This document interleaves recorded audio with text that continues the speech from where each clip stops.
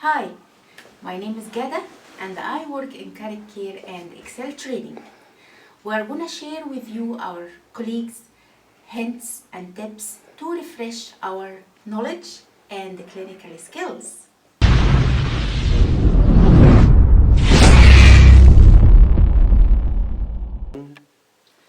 Hello everyone. COVID numbers are in the rise in our nursing homes. That makes us as a staff working in nursing homes to be on a state of dynamic assessment. It means every day we have to assess our service users for any changes in the last 24 hours.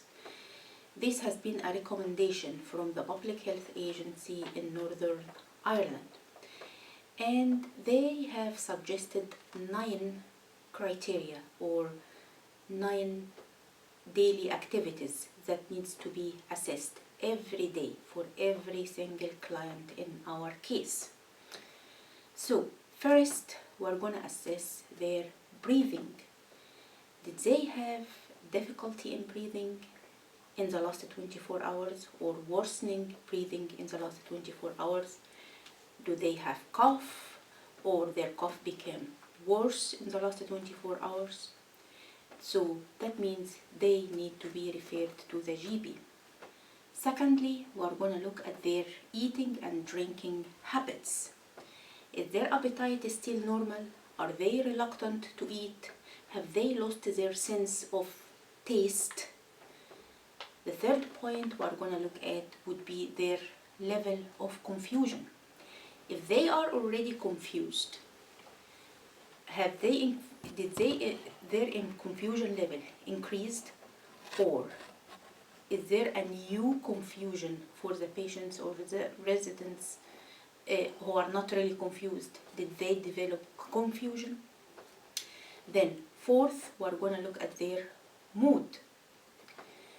Are there any change in their mood, like they became irritated, agitated, or even withdrawn? That would highlight something. Fifth and sixth, we are going to look at their bowels and their urine.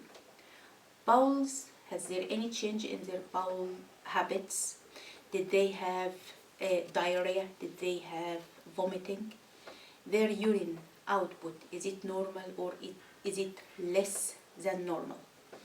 Seventh, we're going to look at the pain in general. It can be sore throat, it can be headache, it can be muscle ache, any sort of pain that hasn't been there in the last 24 hours, it has to be reported. Then eighth, we're going to look at their skin. Do they have a bluish tinge around their mouth or nose?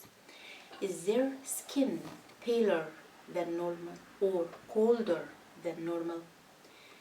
And the last thing, we are going to look at their walking.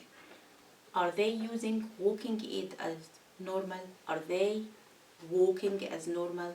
Or did they have falls in the last 24 hours? So these are the 9 daily activities that we normally look at whenever we are delivering care for our service users. This can be done by a nurse or a care assistant, or anyone knows the service user very well and he noticed any change that triggers escalation. He should just pinpoint, yeah, there is something not right with our patient. Second thing, we are going to look at the clinical observations. That includes temperature, pulse, and oxygen saturation.